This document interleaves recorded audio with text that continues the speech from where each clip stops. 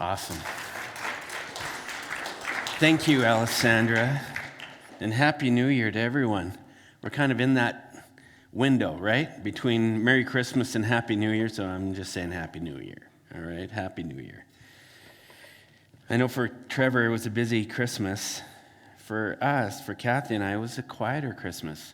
Had a couple boys away. One of our boys is in Australia. He packed his bags, jumped on a plane on a one-way ticket to Australia in September. I've mentioned this in a past message, a little bit about Austin, my kid. It was a number of months prior to him leaving that he came home from work and said, "Dad, this isn't working for me. There's just something about what I'm doing right now that isn't a fit for me. I can't see myself doing this for the rest of my life. And I don't know what I should be doing, but I can't see myself in this kind of role, doing this kind of specific work." He had graduated as an engineer and was working with an engineering firm in a particular kind of industry. He's like, there's a lot of this I love, but man, there's a lot of it that just doesn't feel right. So anyways, it stirred up a pile of conversation. And he's just wrestling, and he's like, I know I could just stay. I know I could just gut this out and just keep doing it, but is that what life's supposed to be? At one point, he looked at me, he said, "Dad, is the life that you're living right now the one you chose?" I'm like, wait a second, pal. This isn't about me. But there was something in that question that kind of, I remember when he asked, I was pretty defensive. I said, no, this is what I chose, man. Like, I wouldn't have it any other way. But man, I tell you, when he says, is this the life? Life is a big term, right? Like within it, you got all your relationships, your friendships. You got your big purchases, like the house you bought or the car you drive, where you're living, the kind of friends you've invested yourself in. Is all of this the life you really chose? Or did it just kind of happen? And along the way, maybe some stuff happened and you're just like, it's not ideal, but he just kept poking around going, is there any part of your life where you're going, maybe you settled a bit, Dad? Like you probably would have liked it to be different, but it isn't. And then you just decided, I guess I'll just. And is that what you do? Or do you just say, wait a second, no, there's something about this isn't fitting, and you step out and you explore, or you start looking, or you start trying to imagine maybe that there's a different way of doing this. We had some of these probing conversations, man. It was a little bit unsettling for me because it took me inward and started making me think a lot about, do I just settle? How much of my life have I really designed? And how much of it just kind of happened and I just went along? Have you ever thought about that? I started rifling back in my memory banks of times where I knew I made a deliberate choice, where I said, wait, no. Ironically, it took me back to one chapter in my life. Ironically, I was the exact same age as Austin is right now. I was 27. And I made one of the scariest decisions of my life. And that was to leave a cozy position I had at a church that I had been working for about 8 years. I was working as a student pastor. Things had gone very well. We had this big group of kids. We were traveling. We're taking groups of kids all over the world, from Argentina and Scotland and Juarez, Mexico, border town. We were in the inner city of New York. We were taking them places to expose them to real needs. And part of my life, it was invigorating. All that was going well, but there was a part of my life, a part of me that was laboring.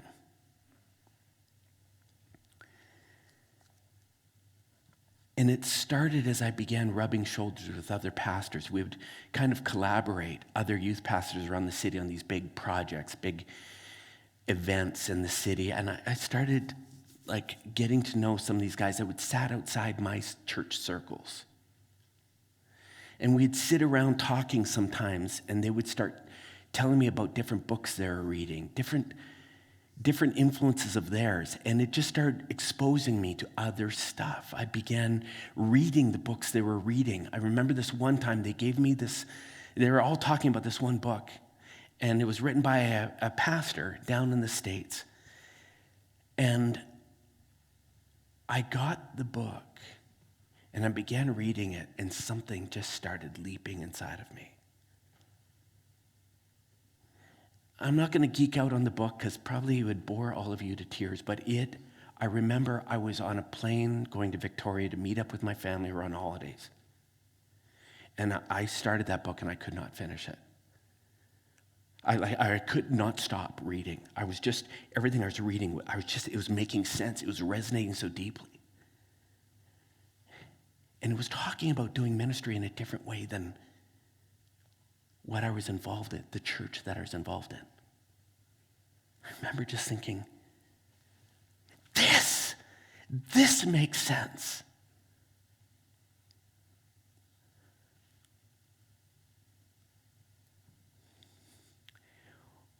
Over time, I began to feel this gnawing at my soul, like that is what you need to be a part of. That kind of thing you need to be a part of. And I started looking at kind of where I was in the world that I was immersed in, and little things. I just start noticing. I'm going, no, that doesn't feel right to me. Oh, I can't endorse that anymore. Oh, I don't feel good about that. Remember at one point, just for example, I was sitting at a church conference. I was sitting outside of my church circles. And a guy got up there, a well-known speaker, and he began talking about homosexuality. It was a part of a book that he had written. It was a chapter, very controversial in traditional church circles. I remember someone asked him, they said, you talked about homosexuality in your book. And he began talking about it and challenging these pastors about how they viewed people who were gay. He was a social scientist, well-known, working in the university. He says, I remember at one point he says, no one knows, including all you know-it-alls, why people are gay. Don't pretend you know. And I won't get into all of that, but he began blowing my mind. I was like going, wait a second. My church is so convinced they know what causes these people, and it's a choice, and gay people were villainized. I just remember going, this doesn't fit right. This doesn't feel right.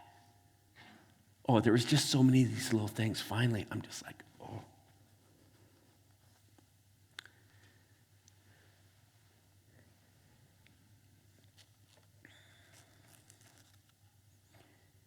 When things begin to shift inside a person and you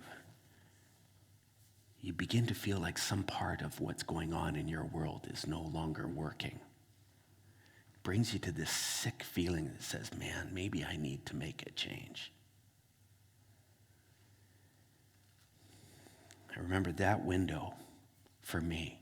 I was smelling it, but I was scared stiff. So I'm going, oh my God, what would this even mean? Have you ever been at a point in your life where something wasn't really feeling right? And maybe there was this hint that maybe something needed to shift or change, but you're just like, oh. And you either stay in that discontent or that soul-numbing state, and you settle? Or you pull an Austin and you say, you know what? I think I need to make a change here. What is it? I remember looking back at that season and going, oh yeah, I might know what you feel like, Ozzy. I've been there.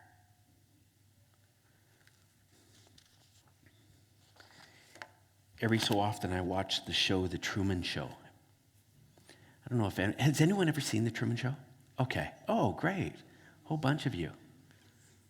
It's a favorite of mine.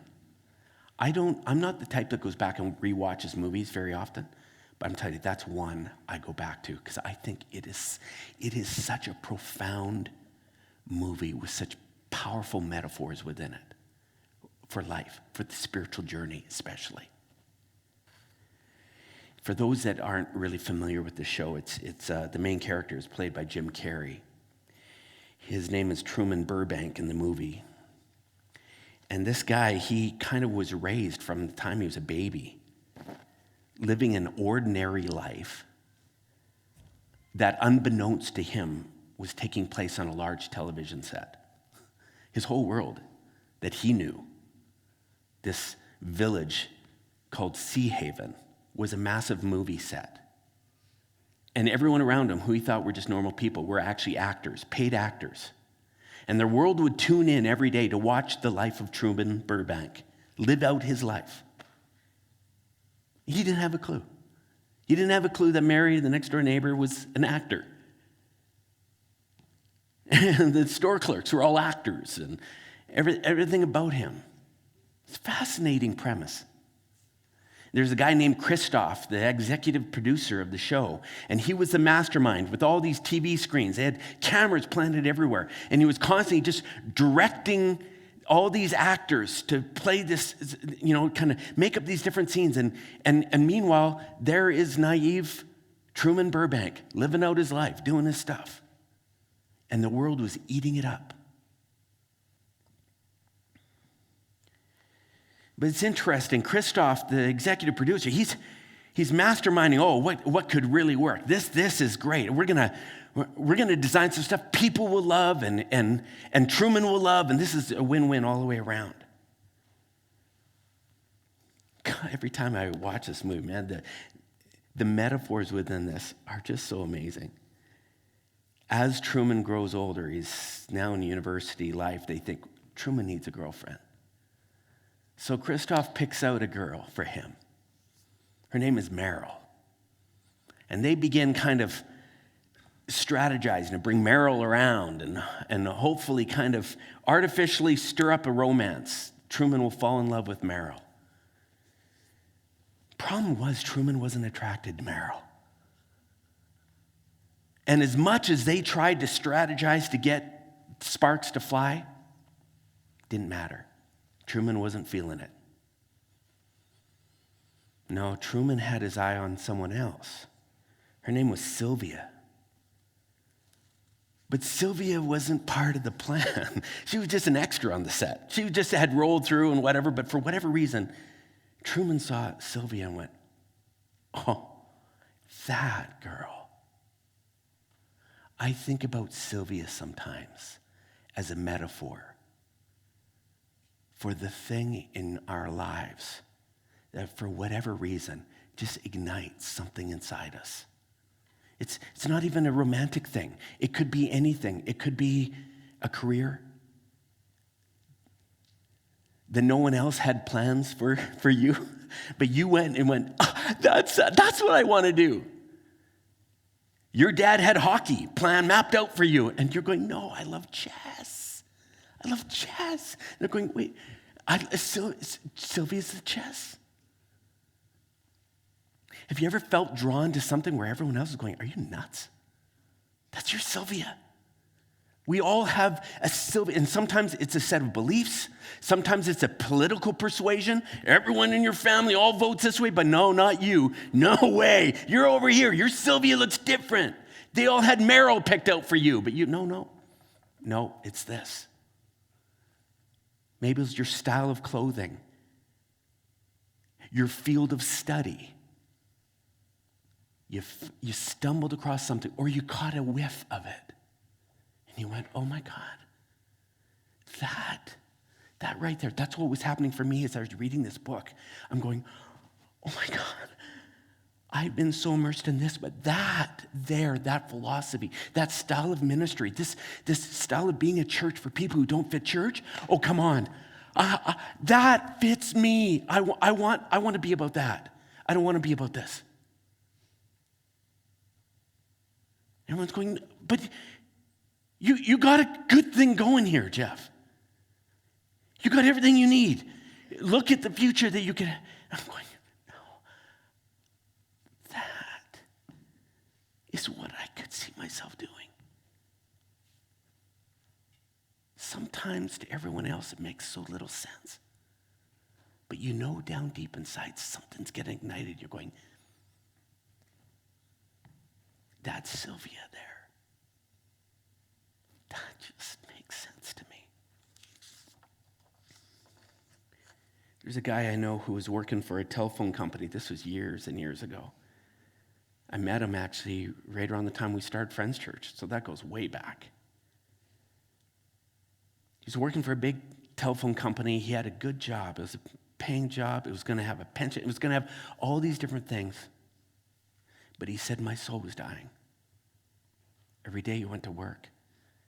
Oh, he was paying the bills. He was doing all of that. But he said, I just couldn't see myself like settling in long term. He'd been there for a long time. He says, no. Anyways, he had a back problem, pain. So he goes to this chiropractor someone recommended. First time he had ever been to a chiropractor. Gets adjusted. And in the process of being adjusted, he just started thinking about what this chiropractor does. And the guy really helped him. He cut up. He's like, oh my God, that was unbelievable. He's like, great. He says, I walked away thinking, I could do that. I would love to be a chiropractor. How do you have that conversation with your partner, spouse? He was married, he had kids, home, mortgage. But something inside him said, that's my Sylvia. I really could see myself doing that more than I'm doing this. There I am working as a youth pastor in the church, and I'm meeting with these pastors, and something is just burning.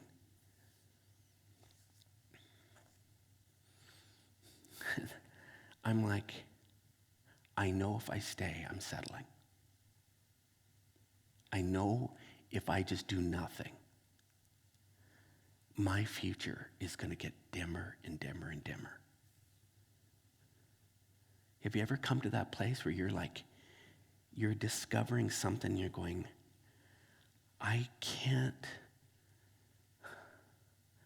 see myself staying in this belief or in this particular way of life. Maybe it's in a particular relationship, a circle of friends, a way of relating in the world, a career. It could be all kinds of things, and you're just going, oh, and the discontentment grows. It's like you got that window.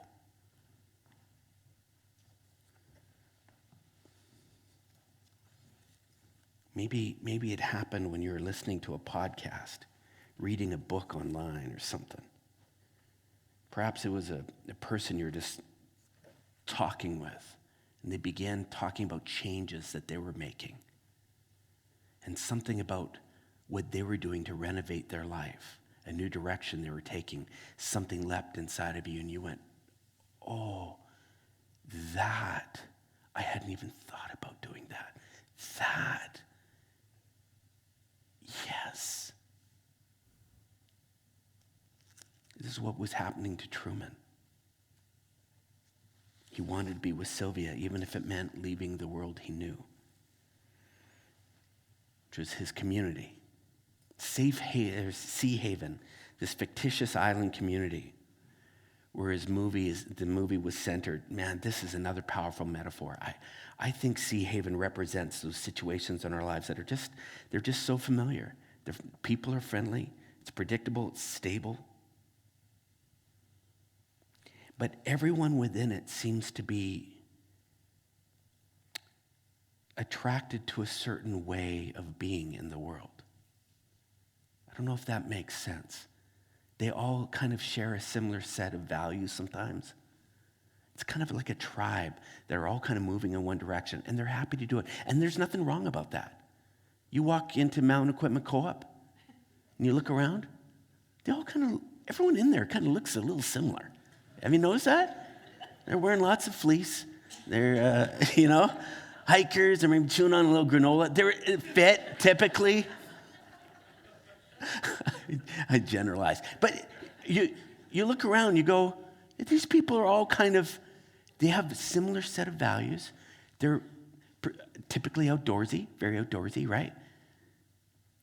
If you walked into an investment bank at a high-rise downtown, and you walk into that office, you get a vibe, don't you?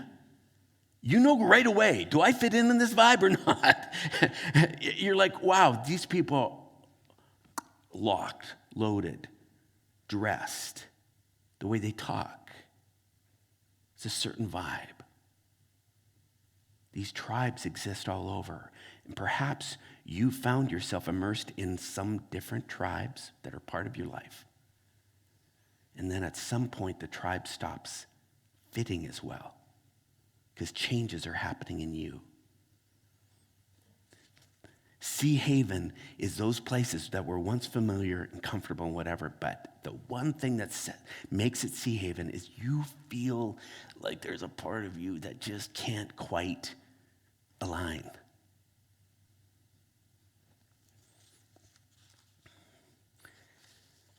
For some, it happens when all of a sudden they step out of a real party lifestyle and all their crew are going hard for Friday, Saturday, Sunday. I mean, they're just living for the moment. And there might be some problem in that for you. And you're going, I can't do this. I got to make a change. But they don't want you to change. They don't want you to leave Sea Haven. For some, it is a work environment where they have put work above all else. That's the priority they live by. We live to work. And you're going, I want to be a part of the team here, but man, some part of this doesn't feel right for me. I can't sell out like you guys do. It's not that one value is bad or wrong or whatever. It just doesn't fit you. Some, they find it happen within a group of people where they just don't talk about the elephant in the room. It's another example where people, it's like, no, we got a problem here, but no one wants to talk about the problem. And you're going, I can't stay here if we're not willing to be honest about what's happening here. I need some transparency. Everyone's going,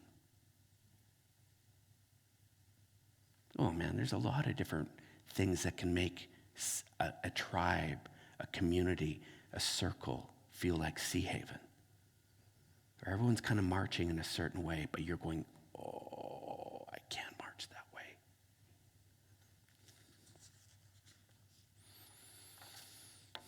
You start feeling like you want to say yes to this Sylvia, and everyone feels like you're saying no to them. Whew, that can put up resistance, can't it? In Truman's case, they couldn't afford to let him leave Sea Haven. I mean, that would have been the show. The show's over. The minute he tries to walk, the illusion is up. He realizes what's going on, and everything is done. So they work hard to keep him from leaving. They went to extreme lengths. They even faked the drowning death of Truman's father on a boat to try to instill a fear of water, swimming inside of him so that he would never think about leaving the island. Constantly subliminal messages through the TV and radio about the dangers of traveling, the virtues of staying home. One time Truman says, And when the teacher asks, what do you want to be when you grow up? He says, I want to be an explorer. I want to go out and I want to explore. And the teacher shuts him down and says, don't be silly. Everything's been discovered. I laugh. I'm going, wow, yeah. Sometimes the resistance to change from those around us, because it feels like you're saying no to them, saying no to Sea Haven. The gaslighting that can happen, unintentionally or intentionally. Sometimes, though, the resistance to change doesn't just happen from those around us. Sometimes it happens inside of us, doesn't it? We've been learning about the managers, the voices in our heads that speak to us. Sometimes they do a number on us, don't they? I'm telling you, my managers do a number on me often. Say things like, come on, Jarvis.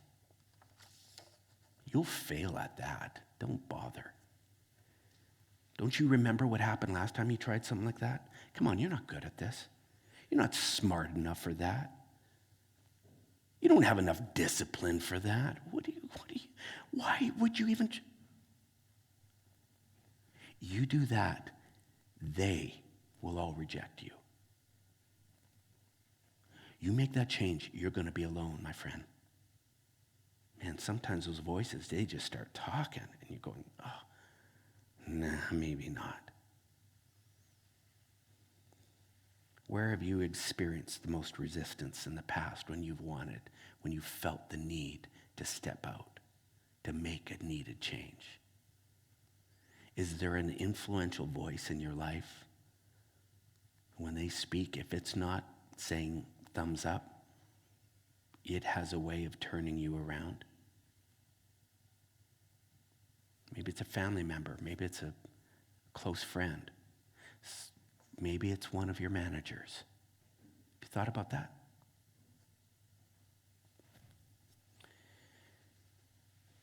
Maybe it's happening right now.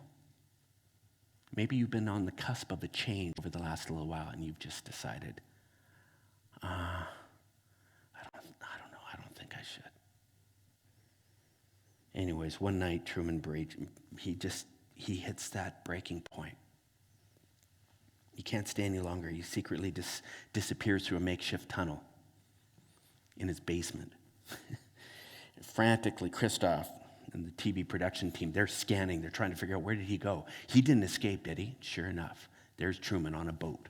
He's rowing. He's off of Sea Haven. He's going for broke. He wants to somehow find Sylvia, who he believes is in Fiji. He doesn't know where Fiji is, but he's rowing. He's out of there. And all of a sudden, dunk, he hits a wall. He looks up and he says, there's a stairway right there at this wall. He's going, what the heck? And it leads up to an exit sign and a door. He's like, can you imagine how disillusioning? He gets out of the boat, starts walking up the stairs. All of a sudden, it's starting to dawn on him that he's not on the ocean. He's in a movie set. He goes and cracks open that door, and it's like the illusion breaks. At that point, he just kind of waves to the audience who are all watching on cameras and steps through the door into the whole real world. Right then, the TV's pan to all these people watching throughout the world. They're cheering on. They're just so happy for him. He's broken through, and there, the extra on the set, Sylvia, comes running for him. She's been watching this, but she had no power. That moment is such a powerful metaphor of those moments when you step through, you stop listening to the fear, listening to the dissenters, the threats, and you step through and you go, no, I need this or I die. And all of a sudden, this whole new world starts opening up. I remember when I left this church, and man, I'm telling you, I didn't know what we were doing. Kathy just had a baby, our second kid. We had a mortgage. I'm just like, oh my God, oh my God, oh my God. This could ruin me. People in our former church going, are you crazy? I'm like, oh man. But you step through that door and all of a sudden you realize how big the world gets and how much opportunity. And as you take a step toward that Sylvia, whatever that is, the life that starts pouring into your life, the joy, the adrenaline rush, the endorphin rush, it's like, this is me. This is who I was meant to be.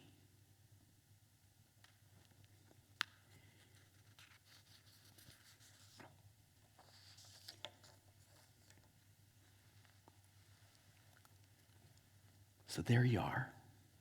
You sit in this moment where you go, man, do I or don't I? Do I stay? Stay in this dark place, or do I step through the door? That's the question. I remember chatting with this guy, this friend of mine who I told you wanted to be a chiropractor. Pissed off his family. Said I was chatting with him a little while back because he did it. He uprooted his family. They sold their home.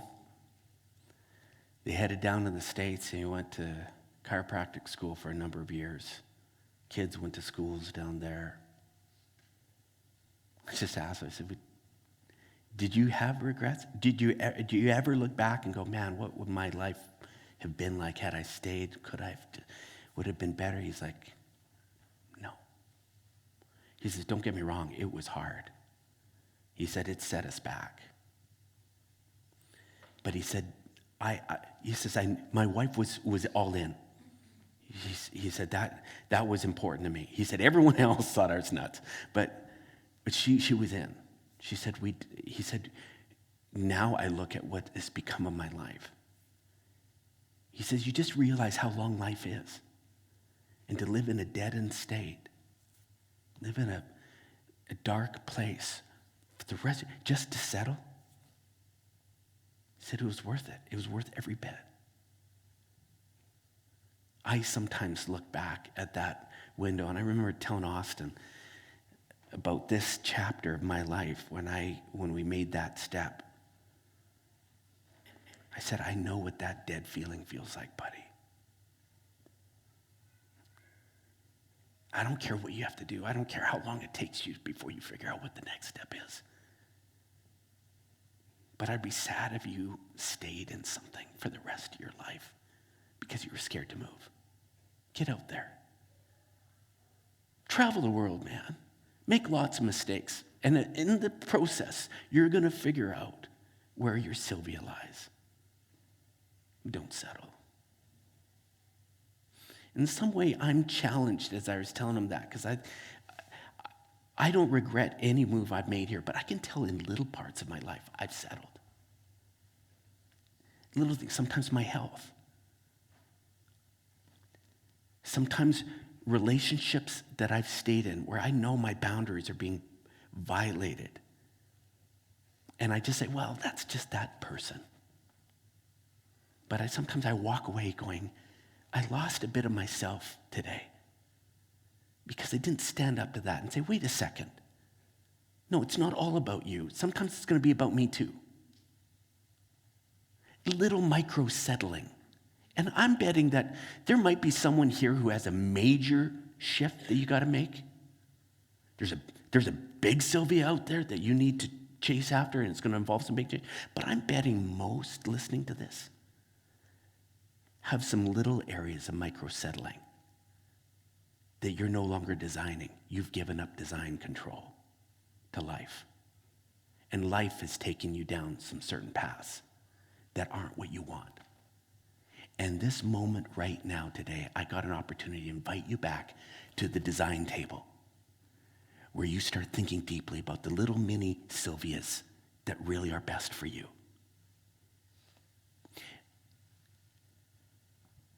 here we are. What is it today? 29th? 29th? Yeah, 29th. December. I got the right month. Okay, good. This is a disorienting week, isn't it? It's like, what day are here we are turning the page into a new year, and you've got an opportunity to go back and start architecting your life. You got an opportunity where maybe there's one area you're going, I need to make change there.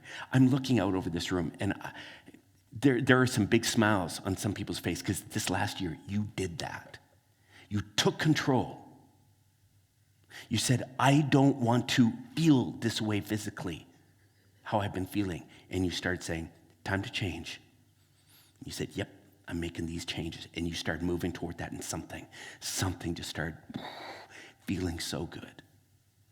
Some of you dropped some friends this year, unfollowed some people in your life. Some of you stepped out of certain circles and said, for my own health and well-being, I can't have that influence now. I don't know what little micro Sylvias you need to chase after and which Meryls you got to run from. But today, just consider this a little nudge. A little nudge. You don't get many of these. No one beats down your doors and says, make the change, pal. This might be as close as you get. But my invitation for you, my challenge to you is life is a long time. It will be. It's a long time to live in a deadened state that isn't true to who you really were wired up to live and be. So make a little change today. What change will it be? I hope you choose right. So perfect for this message. You know, you got a moment today, and the choice is in you. Now look at, for someone here this morning, maybe as I've talked, you're going, I've got a big change I want to make. I just want to be clear. I am not in any way endorsing some kind of reckless abandon of some part of your life without careful consideration. We make little mini micro changes. Sometimes when there's a big one that needs to be made, sometimes it helps to talk to some people. And so for that person that might be hearing this today, and you've been on the precipice of a major, I would just encourage you to talk to someone. It might be a therapist. It could be one of us pastors. It could be a trusted friend. I would suggest that it's someone outside of Sea Haven. Someone who doesn't have any skin in the game, who can hear what you're hearing and just offer another set of lenses and eyes. Regardless of whatever change you might be sitting here thinking about, I just pray that you won't let that moment pass away, but you will act on it in some way. It's my prayer. May this year be a year that we all live more true to who we were really wired up to be. That's a beautiful spot. That's my prayer for you. Have a great day, everyone, a great week. We'll see you back here next week, the start of this pastor's hot seat. Oh, boy. It starts next week. Get out there and enjoy. Make some good choices this week, all right? Good. Yeah, I'm done.